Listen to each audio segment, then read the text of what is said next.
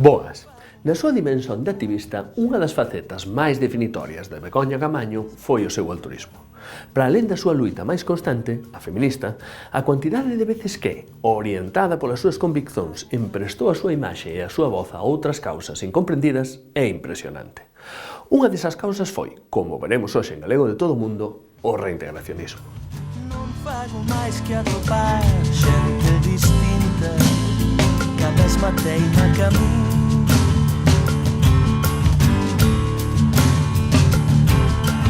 Non fago máis que ouvir outras voces que son a mesma voz.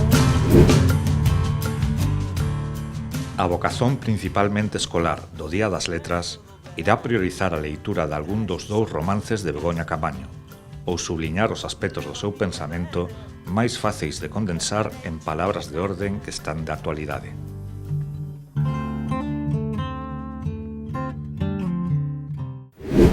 É natural, mas non debía pasar despercebida a outra Begoña, a que perdeu en vida tantas batallas como comezou a gañar en morte, porque é esa que principalmente nos deixa unha mensaxe carregada de futuro.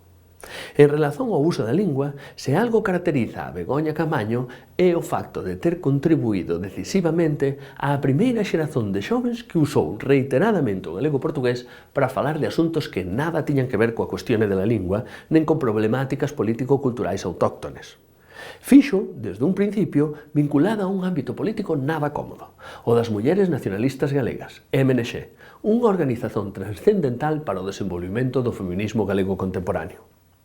Mas o luxismo da Begoña non acaba aí, pois ela foi incorporando o reintegrado ás súas relacións persoais e redes sociais e até incorporando o NH ao seu propio nome, como é fácil de ver na conta do Facebook que deixou aberto ao morrer. O seu traballo na Radio Galega e, finalmente, a súa dimensión como autora nun sistema cultural fechado a esa disidencia non lle permitiu exercer tanto como ela quería, como ter recoñecido ás súas amigas. Mas a Begoña sempre reservou un espazo do seu activismo persoal e social á reivindicación do NH. A de 90 foi unha década de convivio intenso entre o reintegracionismo lingüístico e o independentismo político, dous movimentos que daquela se encontraban en retirada. O primeiro, que xa tiña perdido a guerra das normativas no inicio dos anos 80, continuaba a desfalecer coa morte de Carballo Calero. O segundo, traumatizado por experiencias de violencia política mal sucedida, ficara atomizado fora do BNG. A severa marginalización que ambos padecían fíxolles partillar a maioría dos espazos.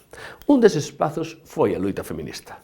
Quen tivese intención de aproximarse deste movimento nos anos 80 ou 90, sen dúbida iría toparse coas MNX, un colectivo crucial na introdución na sociedade galega de debates que hoxe parecen popularizados.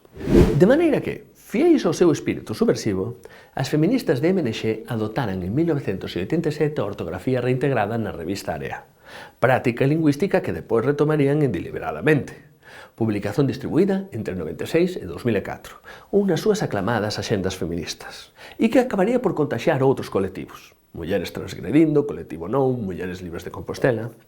Pois ben, Begoña Caamaño non só participou activamente nas MNX desde o inicio dos anos 90, como tamén os seus textos máis comprometidos se encontran en diferentes publicacións desta asociación, ás quais podedes acceder na descripción do vídeo. E non só, para alén dos artigos que ela asinaba, moitos textos colectivos das MNX tamén teñen a súa caneta por trás.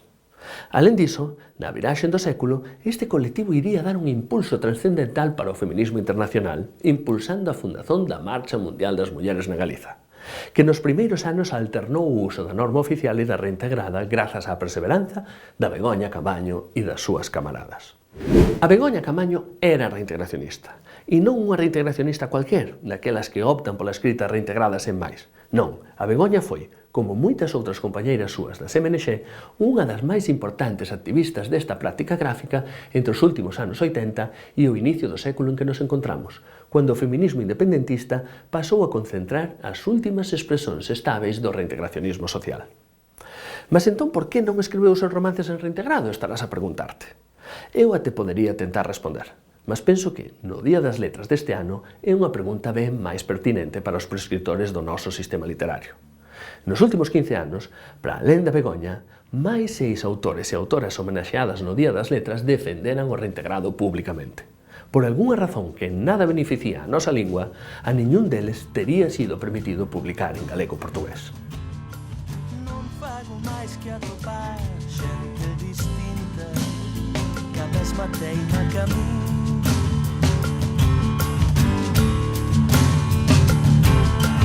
Non fago máis que ouvir outras voces que son a mesma voz.